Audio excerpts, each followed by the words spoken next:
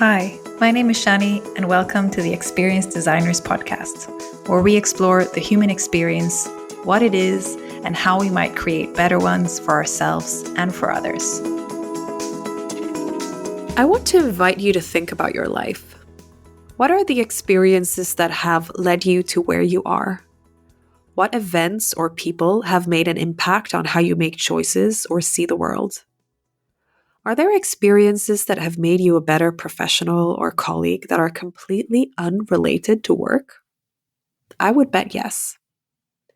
That's why this episode is a step out of your comfort zone, and mine, as we explore how the journey towards death can teach us about how to create more meaning and connection in life. In the world of experience design, we often talk about life and experiences as journeys.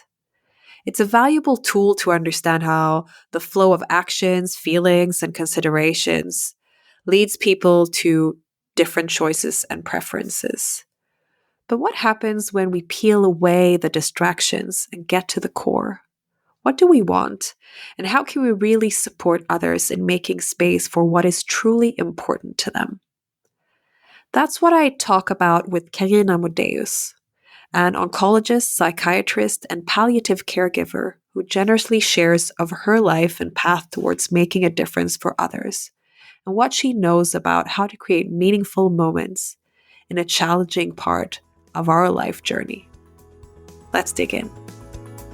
So this is an extra special conversation because you're one of the first people I have on the podcast who I know and who has seen me grow up and become an adult. And you're a good friend of my mother's. Mm-hmm. So we've shared a lot of different experiences before. Really? Mm. And I've always had a big love for your ability to express things and observe things. Oh, thanks. So I was very excited to be able to invite you to talk with me. Thank you. I'm so honored to be here, really. And a little bit nervous since you want me to speak English. And that's not my favorite arena to be in. And I have been doing some pre-thinking. And I really want to thank you for your questions. Yeah. I loved your questions. I'm glad. So they have made me do some reflection. And I have been talking to my friends and to my family about the questions. And it's been really very interesting. Okay, so I'm glad because now we can dive into what's been your process and what have been your reflections. Mm-hmm. I think just to get into a little bit more who you are. Mm-hmm. So you work with two big, difficult topics that a lot of people avoid. Yes. You're a psychiatrist, mm-hmm. and you're an oncologist, and you work with palliative care. Yes. So that's definitely leaning into a lot of spaces which a lot of people feel a lot of discomfort about, a lot of doubt. Mm-hmm. Why did you end up here? What made you choose this path? That was the first question. Yeah. And I've really been thinking about that. The first is who I am. Mm. And then why on earth did I end up here? The best answer is that it's, first of all, it's amazing grace. Most of what's happened to me is not things that I have deserved or chosen. I'm born in a country, Sweden, in 1964, in a time where all children were allowed to go to school without any costs. And I don't know for how long back in the centuries, if you look, there are farmers, and they all lived in the southern parts of Sweden called Småland. It's known for its very, very harsh climate, both physically and mentally. And I think that has fostered some persistence to me and to my siblings. and most of my relatives emigrated. So those that are still here, they are earthbound and they're greedy. I'm trying not to be that greedy. But we're adapted to restrained resources. And that's a part of my childhood with my parents, both farmers and both from very big families, 10 and 11 children in the families. So there's always been a lot of people and very little resources. And I think that is maybe something that we need to learn now in the world with the changing climate and trying to find a way to live, not using more resources than we can. Or than we have. Exactly. So that's one part in where I come from. And then my mom and dad, they fostered us that they always wanted us to take share in the work on the farm. So we had chores. So even from when I was around like 4 years, I followed down to the cattle, and I had my little 2 calves that I was supposed to give milk. And I thought they needed me to do that. That was my feeling. So they really wanted me to have a feeling about that. They wanted me and expected me to contribute. And I think that was one of the really grounding experiences when I was a small child. So there was a system where I was a part of a bigger whole. I can very much relate. It's our common denominator. My mother grew up in a kibbutz in Israel, which is also very much about that. Exactly. We've talked about that a lot. Yeah, I can imagine. In this, you're always part of a bigger picture, and whatever you have in terms of abilities to contribute, you will. So if at 4 you can do one thing, you do it. And at 7 you can do more things, you do them. Yeah. Yeah. And that's very important as a part of the climate. Though it was harsh in many ways, not much reflection, not much language, but rather more like silence, and it's more about what you do and what you could deliver than about who you are. And if I think about myself as a human being and person, I'm highly sensitive and I'm prone to worry and anxiety. And I always felt that was not a very good thing to have in that climate. You're so sensitive, I heard. And that was really nothing good to come with. And I have some favorite drugs, and that's contact, relations, and possibilities. That's a nice drug, though. Yes, but it's really dangerous in many ways. And I'm driven by lust and curiosity. That is what always sets me in motion. I don't remember it for myself, but when I talked to my sister-in-law, and she's also one of my oldest friends and my neighbor, she told me that when I was around 20, we were talking about what we wanted to do with our lives. And I said, I want to make a difference.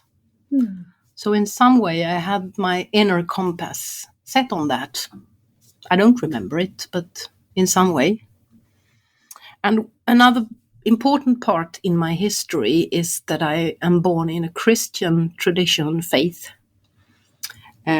So it was an integral part of my childhood with evening prayers. My mother came, sat on our beds, sang together with us. And morning prayers in school, singing morning hymns.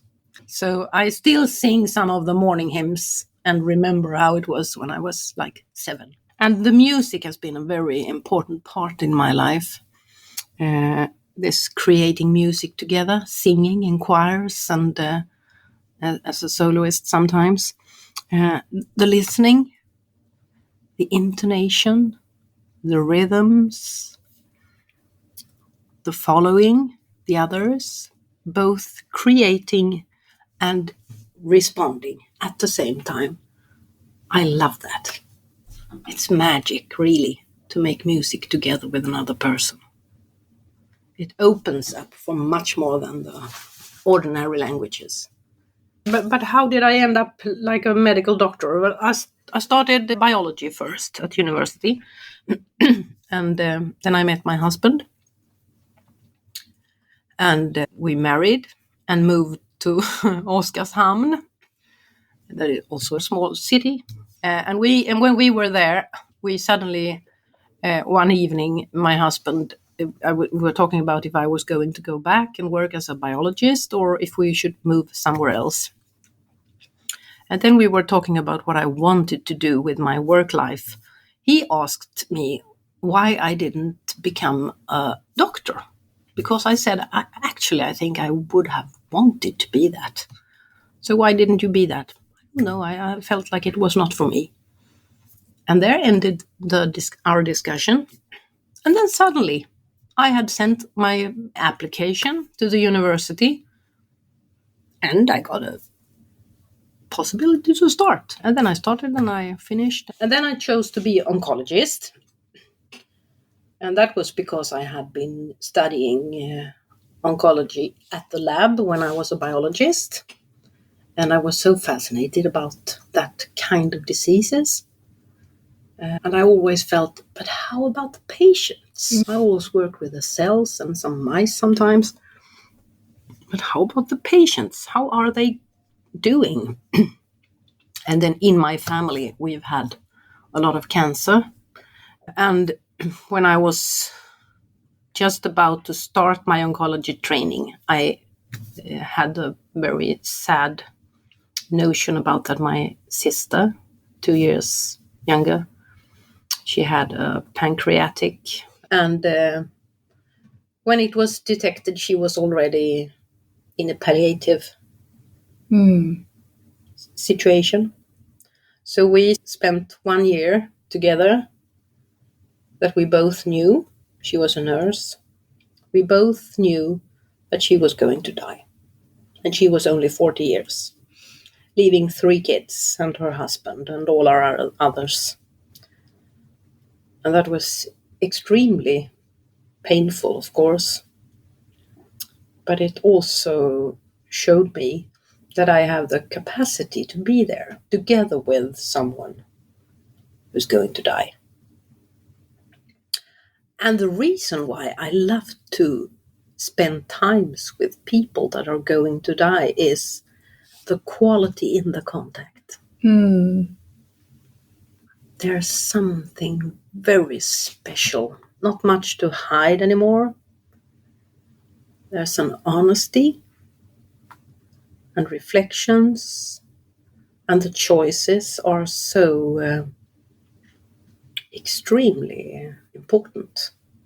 How should I spend my time when I only have like a few months or weeks left? And to see what do people really do. It's exciting. I learn a lot. And in that contact with a person that is going to die, it's very, very, very obvious. That's always true when people get in contact with each other. You have a transformation of both. In palliative care, we use something called tactile massage. And it's where you touch the skin of the patient. And the nurses that I work with, they have told me that, well, of course you do it because you want the patient to feel safe and secure and calmed. But it happens so much to me, they say. And I have been starting to observing. So when we're in contact, I'm not reaching out to you because I want something else to happen to you, but it happens something to me. It's a transformation in that moment of contact. And it's thrilling, really. Lots of things happen to me every day at my work. meeting persons and families that are soon going to say farewell to each other. But how do they live then? And can I be inspired in some way in my ordinary life? And I think I am. I'm trying to really set my inner compass so I don't spend too much time with futile things. I love what you're saying. And just listening to you talk about the connection and the mutual thing, your eyes light up. Yes, I love it. And it's so I can really sense your engagement. And it's interesting, is one of the questions that was going through my head before coming into this conversation was just this thing that you talk about, which is when you're at this point towards the end of your life, you know it's the end. What's important then? And it goes back to you're also thinking of possibility. Possibilities can be amazing, but they can also be really distracting. And in the way we go about life, sometimes we end up doing things that don't really fulfill us, that don't really connect us. Absolutely. Because we're supposed to do it. So yeah, I would love to come back to that question that you yourself asked. What is it that we do then? Yes. When we start peeling off the things that aren't important, what have been your observations? Well, people do the ordinary things, and sometimes with a better presence. I like that. They very seldom want to go to some fancy places or buy something or trying to do things that they've never done. But they almost always want to spend the time together with their families and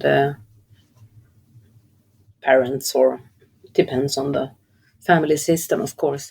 But they want to spend times with their important persons at their important places. So I think it's mainly about the connectedness and meaning, of course. It's quite often that they say, I would like to come once more to my summer house by the sea.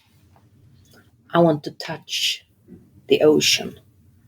I want to taste the canola buds and flowers. I had a person saying, I really want to do that once more.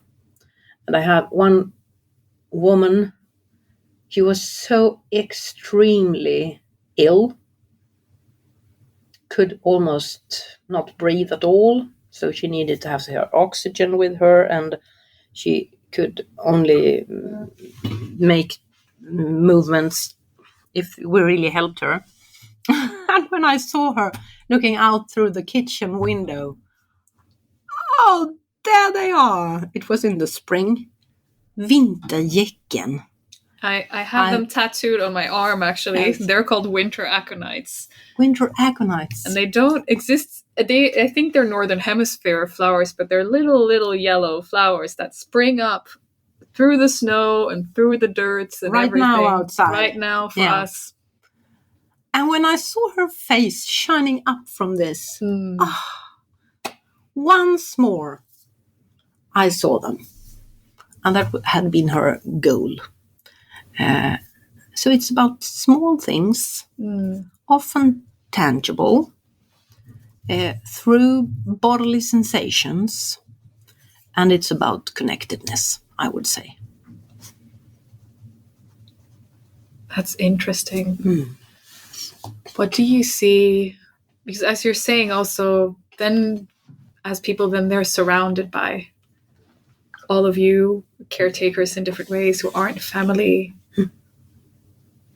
What do you think is the most important thing in your role in helping make that end of their life something meaningful to them? Well, trying to create safety and trust so that they always know whom they could contact if something happens. So in all different ways, trying to create an environment of safety and trust. And then I have one very important thing that I always think about, and that is that I think every time when a person is dead, and if we could read in their dödsannons, Their eulogy, or like in Sweden, we also do these ads. People who have died. Yeah, I don't know how exactly. that's done in other countries, to be honest. No, But, okay, maybe it's special for Sweden. But yeah, But if they mention us there, I think we did not do a very good job, because I want us to be a part of the room, like the walls or the floor or the roof or so, and they shouldn't really notice that we are there. We must try to just create space for them to live their last life. It's like good leadership. If you have really been successful in your leadership or your parenthood, then the one that you're parenting or leading, if they said, I did it myself, proud, that's good parenting and good leadership. You are there, but you're just creating space. Maybe just like you did with me, posing the right questions. not taking credit. No, exactly. Yeah. Just asking. So what is important now?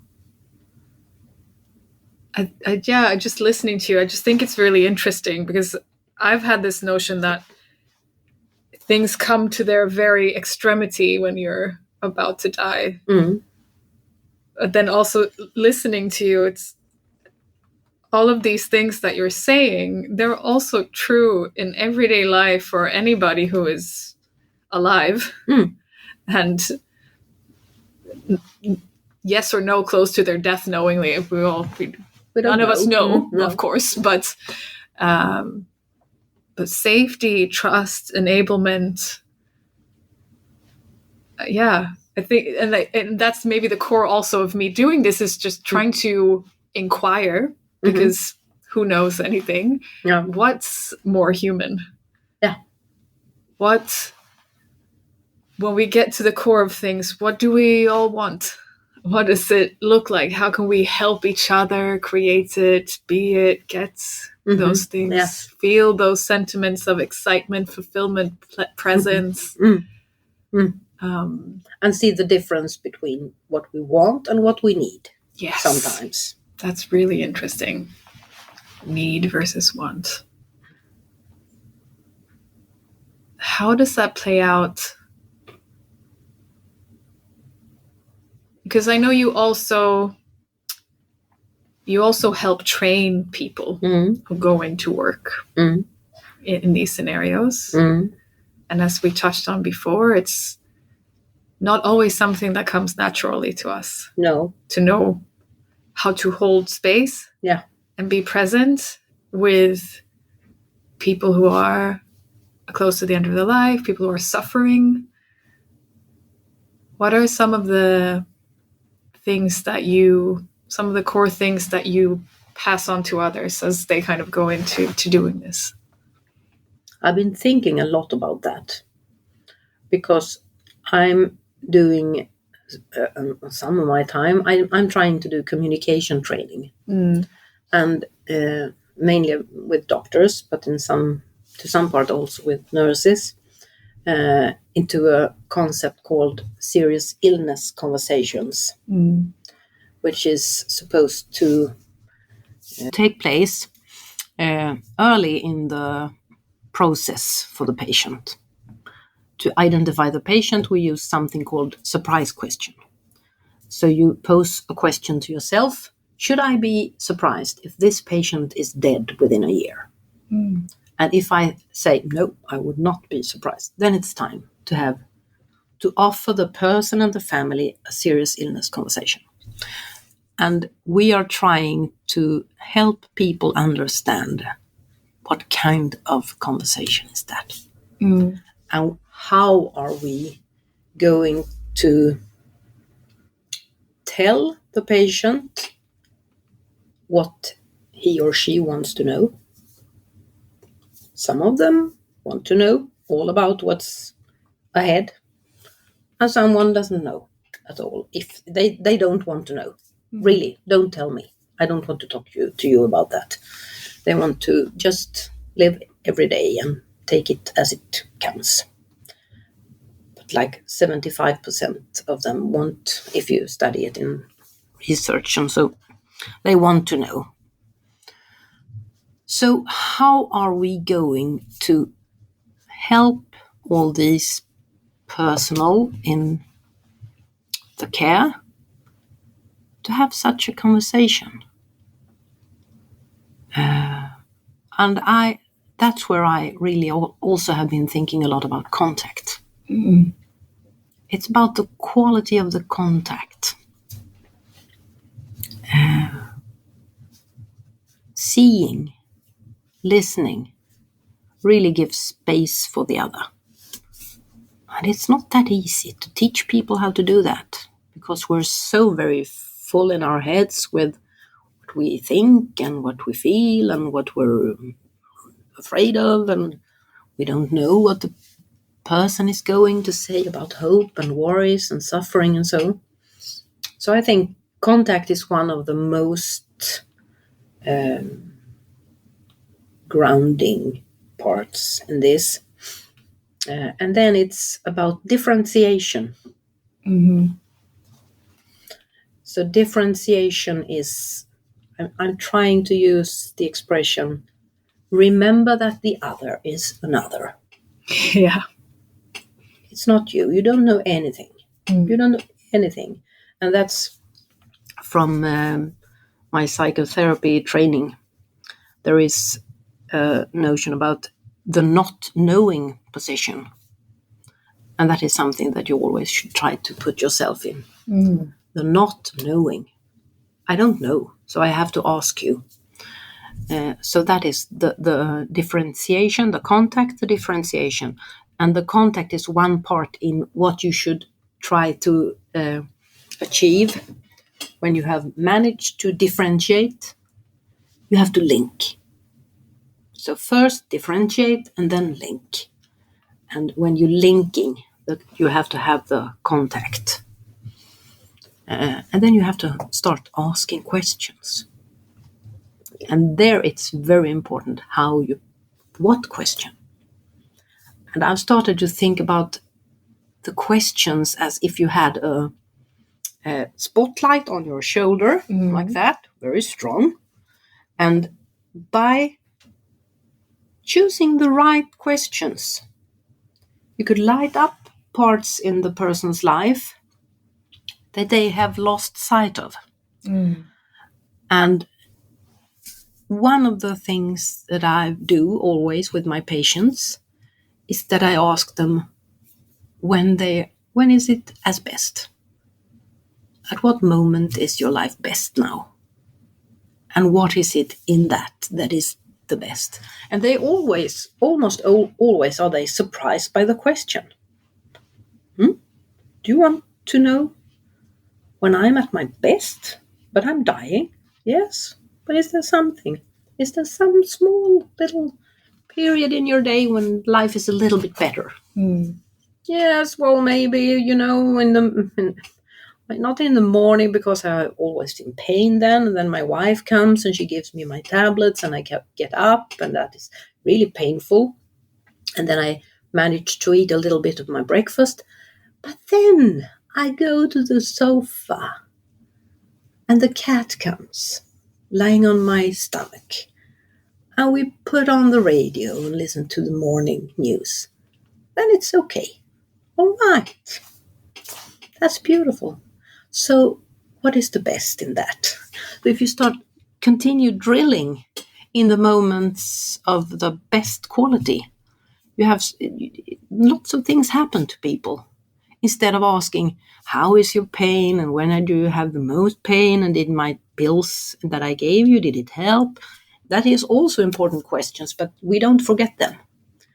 But to ask questions about lighting up the dark corners. And it's about attention.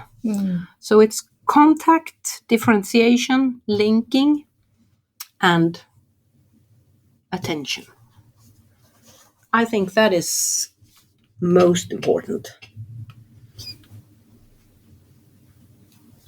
Maybe a lot of more things, but I haven't found out them yet. I mean, there are always things we don't know, right? But, but you definitely have scenarios that are the extreme of something where you get to practice. Mm-hmm.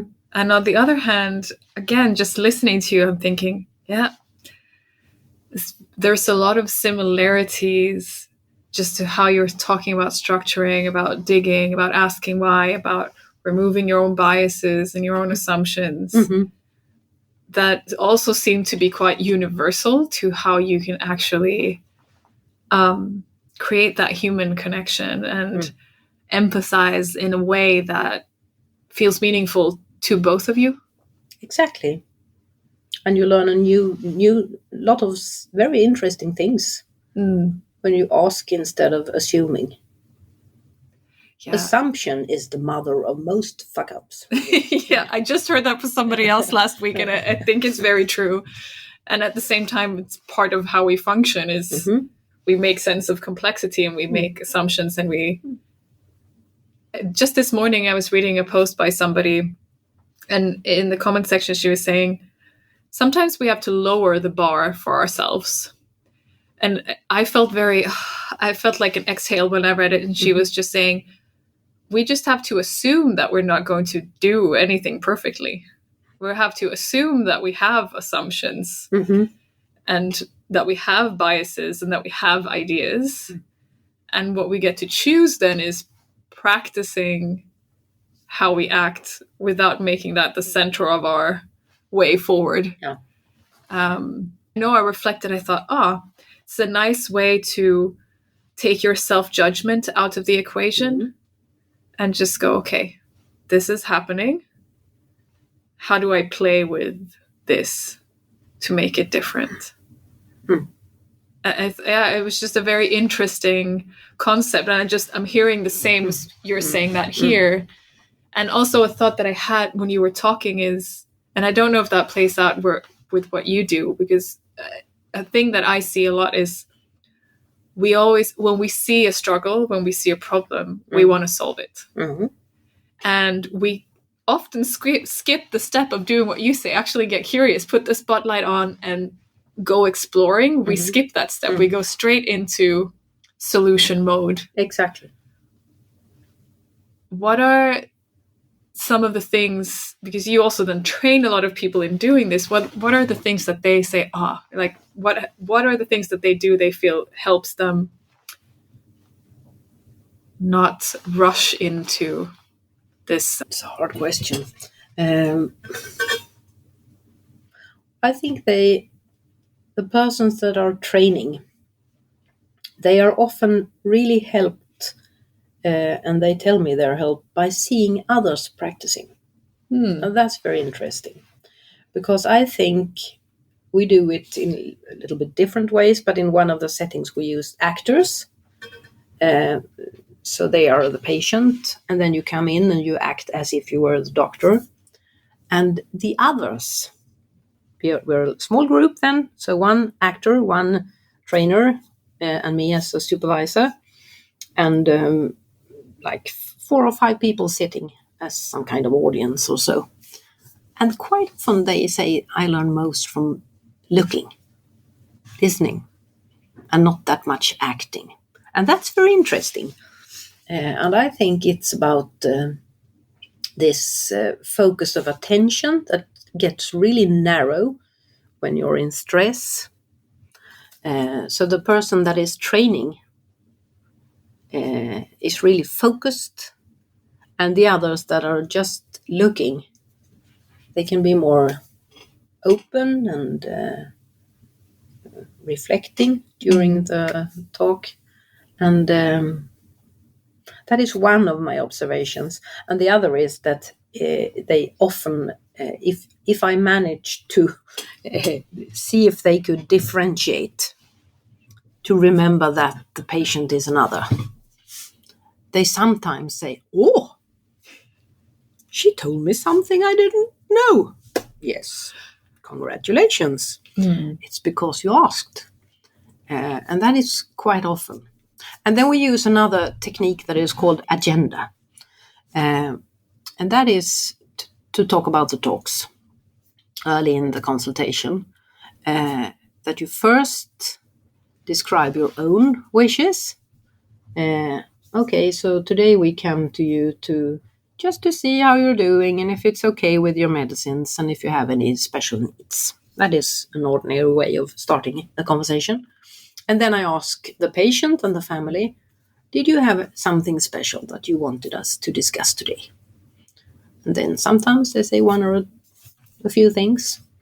And then I say, all right, so we're going to talk about the medicine, your pain, and you wanted to talk to me about the sick leave or about the paper too or whatever. And just doing that to get into a common plan about how are we going to use the time together. And then I used to say, if it's needed, all right, so we have about 1 hour or 30 minutes, or so the patient know what is the time frame. And that is quite often also that the trainers say, I don't use that agenda, but I think that maybe that's good. Because otherwise you start talking about what you're supposed to do from your point of view.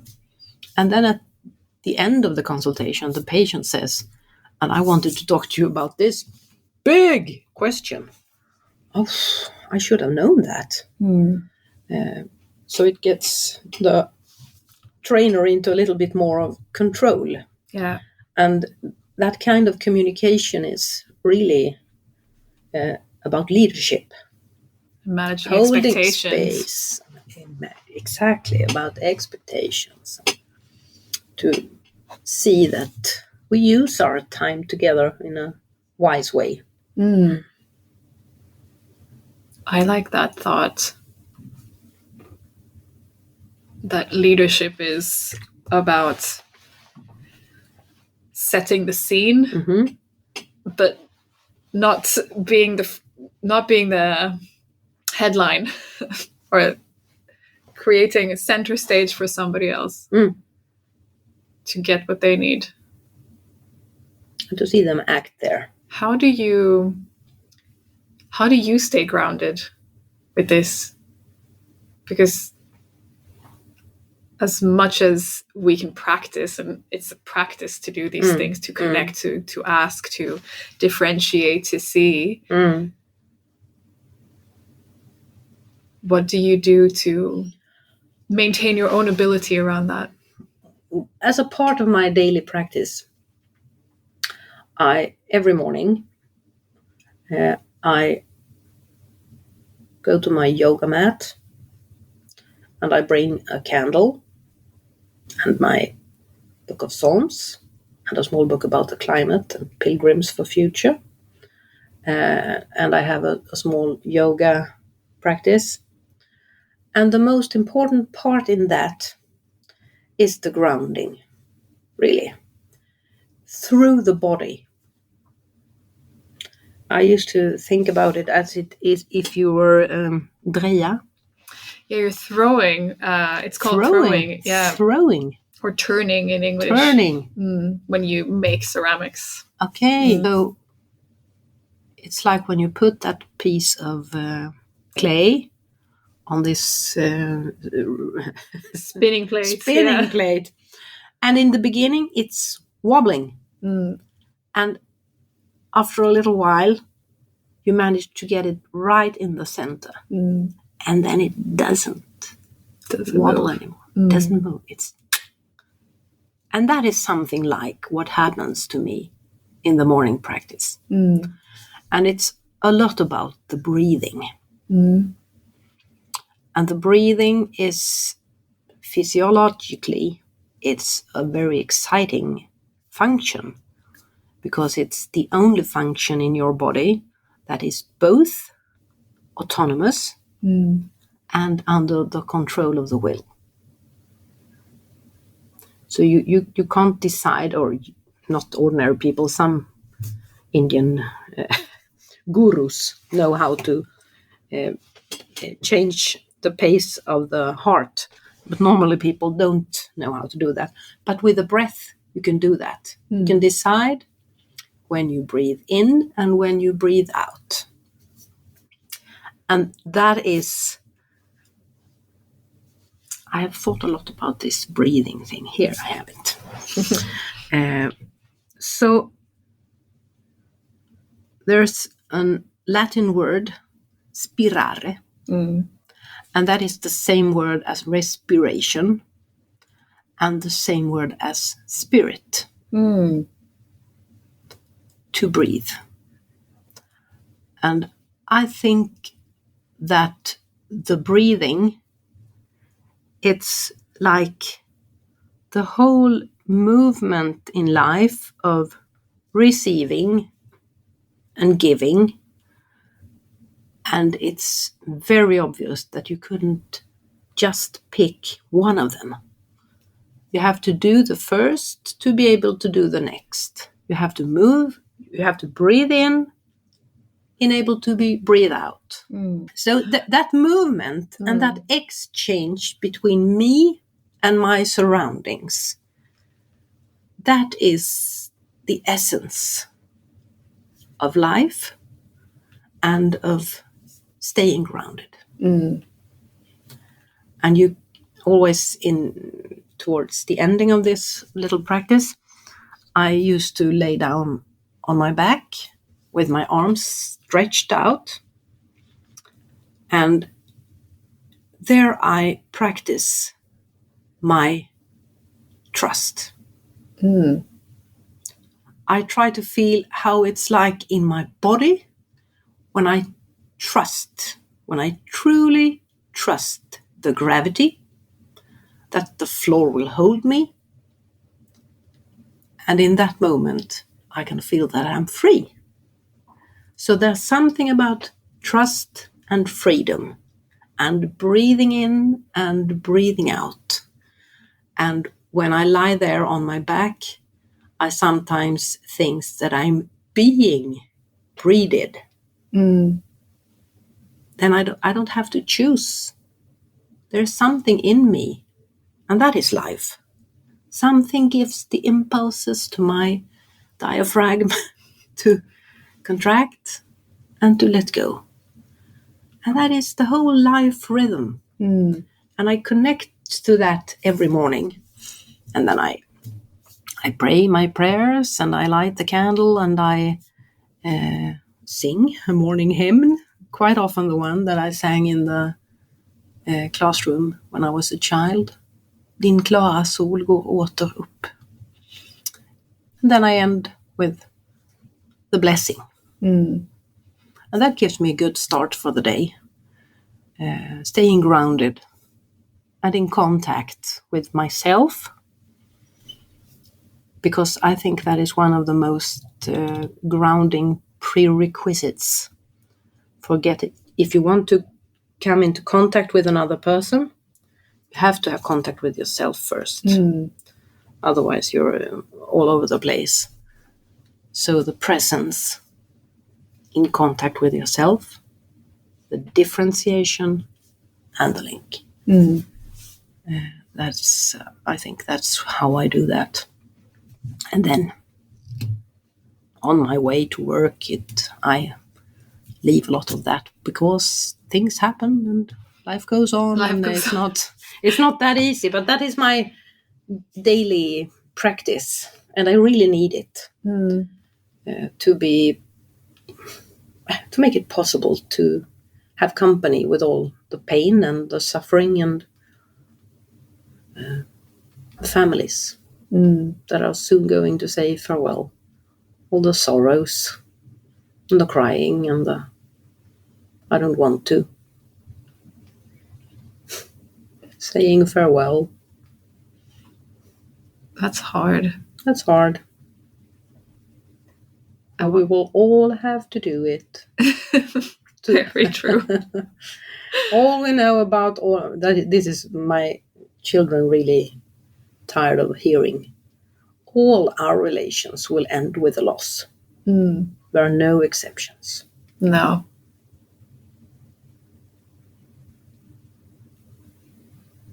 I think, yeah, just hearing you say that, and also you talked about trust. And I'm thinking about it in relation to relationship and connection, but also in relation to this unknown, which is, in whatever context we talk about it, in your context of how long am I going to live, or what's the future going to look like? We all have different unknowns that are dominant to us. And I think one reflex in that moment can be to go and try and control. Definitely. And then be more in that space of not asking questions, but trying to push everything into the things that you want to see. Yeah. So I'm curious about the word trust here, how much you think that also plays a role in making these interactions good. They're really very, very, very utmost important. And in our whole lives, we can't live without trust. We could, but it doesn't get any good lives. You have to find something or someone or someplace where you can foster the trust, I think. And in some way, I think in my life, after losing my sister, I've been thinking about all the losses that I'm going to have. And I think about not knowing how long life will be. I feel, in some way, I feel a trust that I will be able to handle whatever happens. And then I have my Christian faith hoping to be met when I'm leaving, when I get out of time, out of this world. I hope that there is something beyond, and that builds my trust. But also the possibility of being forgiven for all the things that I don't manage, and all the times when I do wrong things. That's really building trust. It's okay. It's okay. You're human. Yeah. You will do a lot of mistakes. Yeah. We all do that. And that is so beautiful when I go to church in the evening mass sometimes. I love the moment best when you just come to the church late at night, not many candles, quite dark. And then there comes small persons, just like me, coming there with their longings and their mistakes and their need for being met and welcomed and seen and so. And here we all are with our imperfect lives. And we're all human. And we're all human. We have the same needs. And that's really building trust for me and for them, I think. Have a place to go where other people come with the same longings. I think that's interesting because you bring up two aspects of the trust. Is one, you talk about fostering this trust in yourself that you can handle things that come your way, things that don't go as you planned, surprises. A lot of things happen in life, but also having that space that can foster the trust. And as you were talking about, also that you want to create in the facility where you work, that's a more collective responsibility or a leadership responsibility. Kind of, here's the space we are in together, and that makes us feel safe, and we all are part in creating it. But then we all have responsibility to ground in our own trusts and learn to trust our own abilities. I just wanted to relate to that because I think that's a balancing act that I see a lot The structures and the spaces versus the whole development, they're not more, one is not worth more or less than the other. They're going on at the same time. And sometimes I think sometimes we wait to develop ourselves because we're waiting for something else to happen around us to give us that. And I kind of think, well, it's both, right? We have to take responsibility for it. Well, we can't sit and wait either. We just have to trust that even if that space isn't good enough for us, we also then know, I'll be fine. I'll be fine here. If it isn't perfect for me, I'll still be okay. The art of doing the possible things in that very moment together with someone. But then building trust is also about deserving trust in how you act from one time to another. And in some parts, you can do that by, for instance, if I have a patient and a family where there is much distrust when we start our contact, then we must use a lot of time and many visits before there is even the first seed of trust. Then it's my task to endure that. So if the patient don't trust me, I say, I come back next week. And if I don't come back because something happens, then I have to tell why. And I have to go in a reparation phase, saying I'm I'm sorry for not coming as I promised. I got sick or my nurse had to go to whatever. But doing what you said that you were going to do. So building trust is about deserving it and trying to not promise anything that you don't keep. So I think that is the building of the trust together with the families that are having a person that is soon going to die. It's very easy in some families because they have the very healthy attachment to each other and they have the trust with them. I have that from my childhood. And some people don't have that. They're not attached to anyone outside. They have never wanted or dared to try to trust another person. And all kinds of people die, I used to say.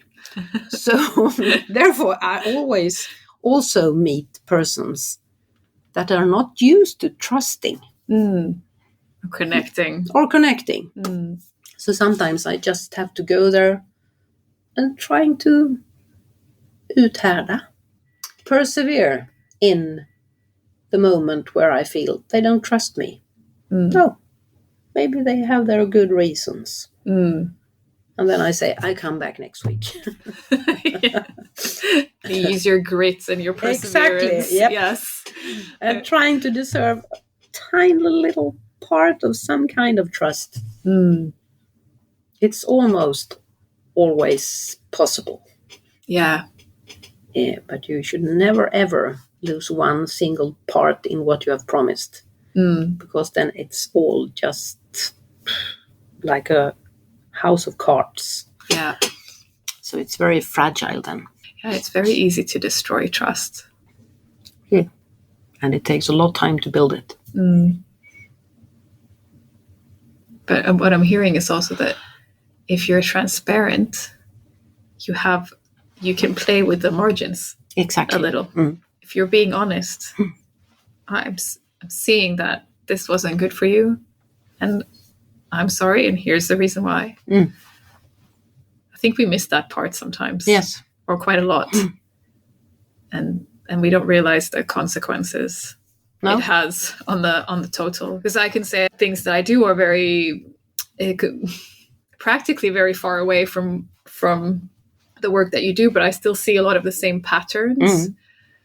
Same being when you talk about a company culture or a way to take care of your employees, for example, then there's always the communicated promise, and then what you deliver in a very practical way, what it looks like, what does the support I get, was my leadership or my tools or whatever else is surrounding me that's giving me the sense of a consistency with And I've seen a lot of how much we underestimate the role of that dissonance between what we're saying and what we're doing, and also how much impact it can have if we're being honest about the dissonance. I mean, It makes the whole difference. Because at the end of the day, we keep coming back to this, we're human. There are going to be inconsistencies, there are going to be mistakes, there are going to be things that don't make sense. And if we can talk about them, then we can also manage the expectations and we can manage the stress. So I just feeling into what you're saying from where I'm sitting is, that's how I'm making sense of it. But it plays out in all scales. It's just big organizations, intimate relationships. And I love how you also started to say we're human everywhere. We're not less human because we're in a certain setting, because we're the doctor or the patient or the coworker. We're human in every space. And I definitely listening to you and the words that you talk about in different ways are the exact same that I see in a lot of other places, which is not surprising, but comforting almost. That's nice. Yeah. There's a sense of comfort. Just, okay, this is the core humanness. One thing I'm curious about, and I want to come back to, when you talk about the link, what is that? What is, because we talked about the differentiation and the desire to listen, and you talk about the quality of the connection and giving attention. How do you know that there's that link? Do you just feel it? I think it's honestly feel like a lot of people don't know or don't trust that the link is that there. the link is there. I think it's it's a very subtle interplay. It's about the questions and what I spot on with the attention, and so, but we're very good at feeling, I think I am at least, to feel when I'm in contact, the other person is there. There is some kind of resonance when it starts to... They react to you. Yes, they react to me and I react to them. And there's some kind of... It's also about musicality, actually. It's about toning, intonation, about what kind of person is this? How could I... You have to be very agile in that moment, really trying to tune in to see what is that other person, with the Kierkegaard, you know. You just have, if you're going to help another person, you really must try to find him where he is and start there. And that is what you always have to do after the differentiation, is trying to, okay, so where are you? What is important for you? And trying to read out, are you afraid of me? Do you trust me? What kind of projections can I see if I can feel in the air in some way? And quite often the patient also shows a lot of feelings. And that's where many of my trainees used to be quite nervous. It's hard to come into this emotional resonance and being with the empathies towards that I've learned from your mother, your beautiful mother, being with. I'm here with you. You don't need to fix it. You don't have to do anything. No. Don't have to run from here. You don't have to say anything that is going to fix it. You could just stay calm. I'm here with you. You're not alone. And being with. I like that. And to trust that it's enough. It's enough. It's also that, right? The feeling that things are enough. I like that. And you're born and raised in that beautiful being with. I'm very privileged to have gotten a lot of tools from my mother in that sense, and a lot of very positive experiences in terms of being a person, I think, being treated as a human. With respect. With respect at any age. I definitely, just on self-reflection, listening to you, I think that it's more natural. The differentiation is more natural to me, for example, than the staying with.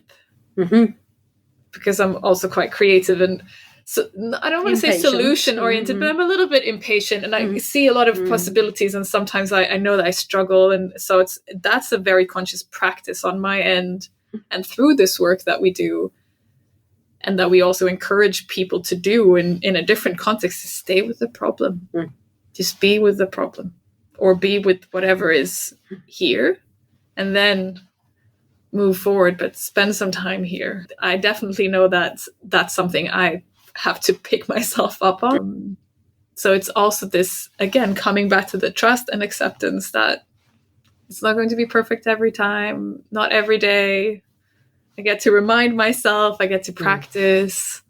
And also, that's my sentiment just listening to you, is also, you also have to be human in this interaction. It's not, you're not going to be a machine and every interaction is going to be perfect and connective and straight away people are going to trust you. No, sometimes you have to work on the relations. Sometimes you have to work, well, you always have to work on yourself if you're working on the connection. I have to say that the feeling that's me is like very comforting to hear these things. There's something nice about hearing that humanness is always humanness. In its all the imperfection. It's okay. It's okay. We're human. So we've talked about a lot of different things, and I didn't ask the exact questions I sent you, but we still touched on most of the topics in some way. I always like to end on bringing it back to ourselves, because sometimes when we talk about these very big things, and they can feel really far away and a bit scary sometimes to approach.